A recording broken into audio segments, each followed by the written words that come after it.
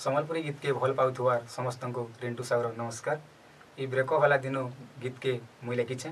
संगीत देछन मोर दादा Kumar दण, music arrange करिछन Mantu दा, आउ मधुर सुरती गाइछन मोर प्यारा दोस्त सूरज कुमार साहू। आउ गीतटा रेकर्डिंग होइछे घुमरा स्टूडियो मदनपुर। ये गीतटा आपण मान को बहुत भल लागबा बोली हमर आशा और विश्वास। घुमरा स्टूडियो यूट्यूब चैनल के लाइक करन आउ सब्सक्राइब करन।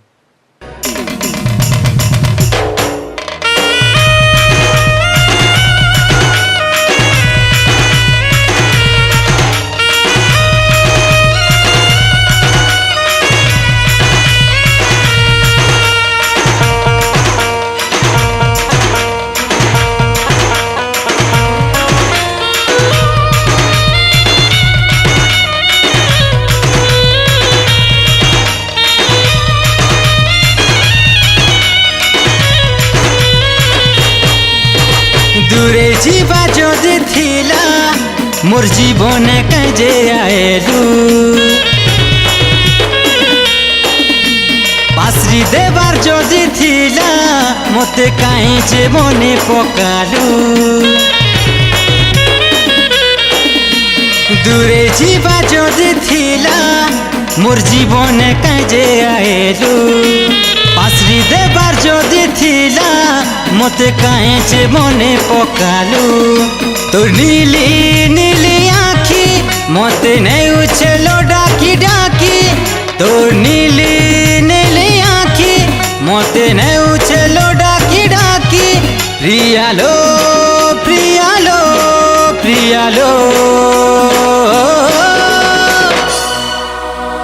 आज भी तोर बात देखुछे कहीं रही गलू, आज भी तोर बात देखुछे कहीं रही गलू, आज भी तोर बात देखुछे कहीं रही गलू।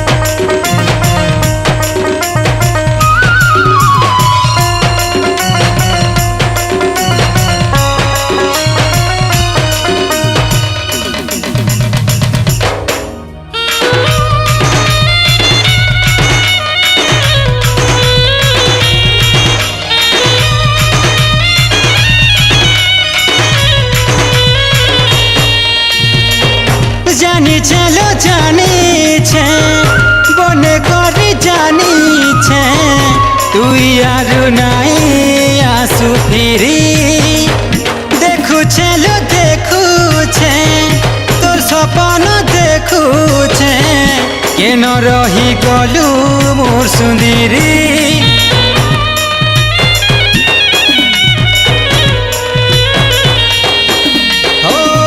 जानी चलो जानी छे बने करी जानी छे, तू यारू नाई आसु फिरी देखु चलो देखु छे तोर सपन देखु छे केन रही गलू मोर ना करी।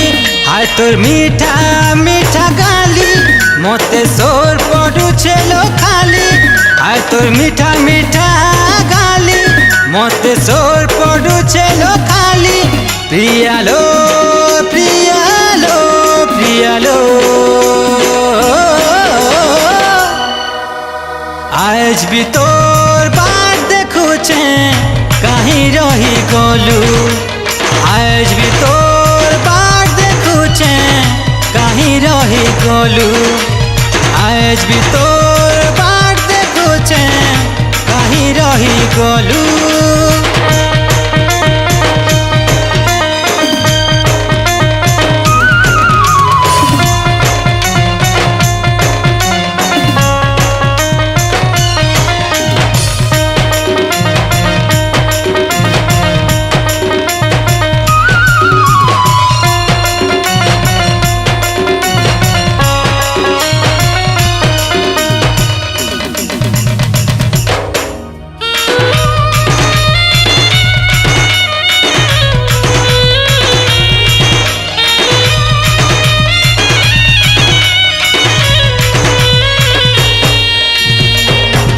लो बचिछे लुहुपी बचिछे तोते पाइमी पड़ी थिला सा झुरुछे लो झुरुछे मन पक्षी झुरुछे तुई सीने छाड़ी गलु बसा